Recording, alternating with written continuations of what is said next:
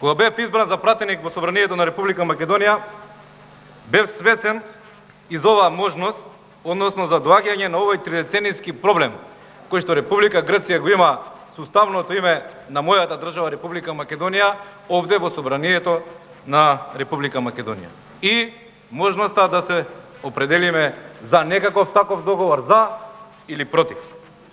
Уште тогаш бев одлучен, а всушност ставот, освен од моето лично убедување, се темелеши од партискиот повеќе од една деценија став на ВМРО ДПМН е дека, ќе сублимирам, не може 120 луѓе, макар тоа биле и народни избраници, пратеници во Собранието на Република Македонија, да одлучуваат во името на повеќе од 2 милиони граѓани на Република Македонија, во името на нивните предци, но и во името на нивните идни генерации, иднината на нивните поколенија. Какво и да е решението, бев свесен и одлучен дека тоа мора да оди на референдум, а јас, како пратеник, мораме да ја почитуваме волјата на граѓаните, на нашите сограѓани на Република Македонија. А бидејќи Уставот на Република Македонија, како највисок законодавен акт, не познава видови на референдум, односно консултативен, задолжителен и така натаму, туку едноставно познава референдум. А членот 73 е дециден и јасен, што значи успешен референдум. Уште еднаш ќе го цитирам за сите граѓани на Република Македонија. Вели вака: одлуката на референдумот е усвоена ако за неа гласало мнозинството од избирачите кои гласале, запирка, доколку гласале повеќе од половината од вкупниот број избирачи. А одлуката на Државната комисија во однос на резултатите од референдумот е следна.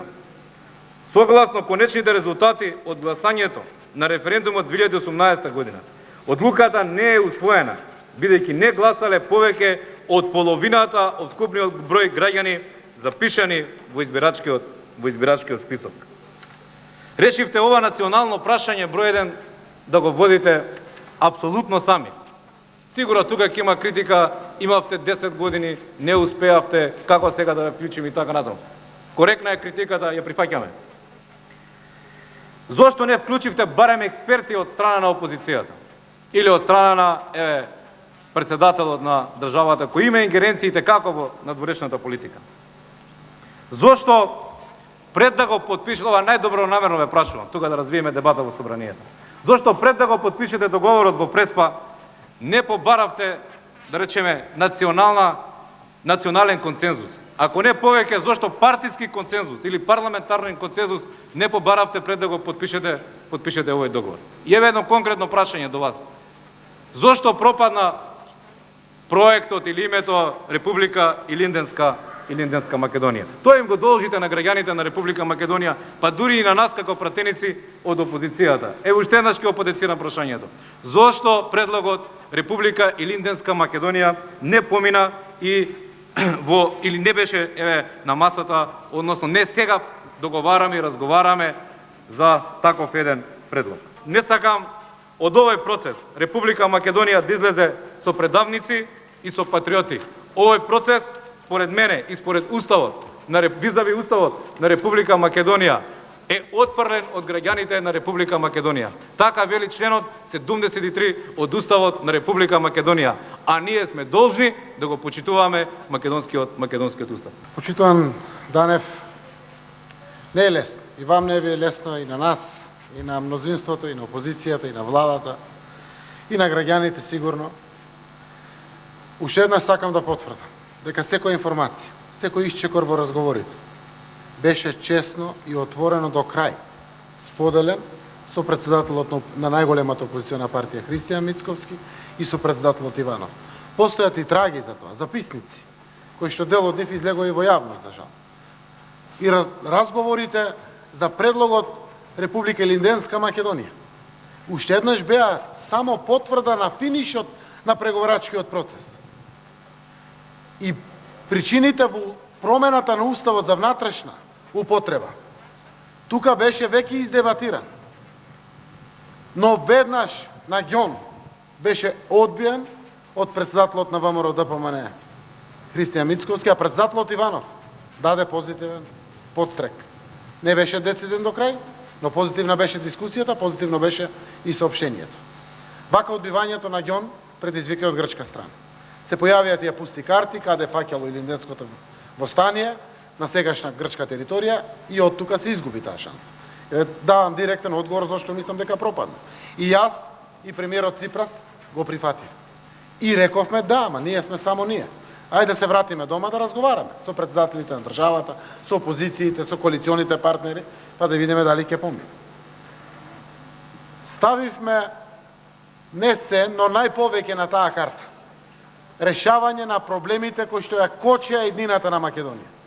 Заради тоа што бевме свесни и поучени од минатото на 27-те години, дека успешноста ќе ја биде и сепак ќе биде релативна, не онака очекувана. Впрочем, тоа е и причината за заедничката заложба на сите за интеграцијата во Европската унија и НАТО. И поучени од овие 27 години, обиди, искрени, за да се постигне решение, дојдевме до момент кога и од другата страна, да признаеме, имаше подготвен човек и подготвена власт да изнајде решение. И затоа храбро чекоревме, не знаејќи што ќе биде со политички кариери, како тоа ќе се одрази, ги следевме и анкетите и јавните мислења. Но одлучивме дека треба лидерство. И конечно ова да го ставиме ад акта од нашите секојдневие, за да обезбедиме едината на граѓаните. И целовитоста на Македонија, да ја потврдиме државотворноста, но и едината да обезбедиме. Одлуката на референдумот не е донесена. Точно е. Ама прашањето е што после тоа. Тие што одлучија излегоа да гласат, да партиципираат во тој. За, против, ги видовме бројки. Довршете. И така беше намерата и на ВМРО-ДПМН, и на СДСМ, и на другите партии, да дадеме шанс. Знаеме каква ни е реалноста и со иселените граѓани. Но, апелирам, вистински момент. НАТО и ЕУ не обединува сите. И македонското ткиво, и мултиетничкото ткиво на државата. Само да довршам мислата, председателя, да размислим. Имаме денови пред нас. Треба да размислим. И за помирувањето, и за простувањето, и овој вистински момент тоа да се направи се, и да подадеме рака, левата и десната страна едни на други, за да испратиме порака по вертикала, до доле. Тумач, премногу е. Ова е вистинскиот момент. Може би таква шанса од неколку аспекти нема повторно. Контрареплика.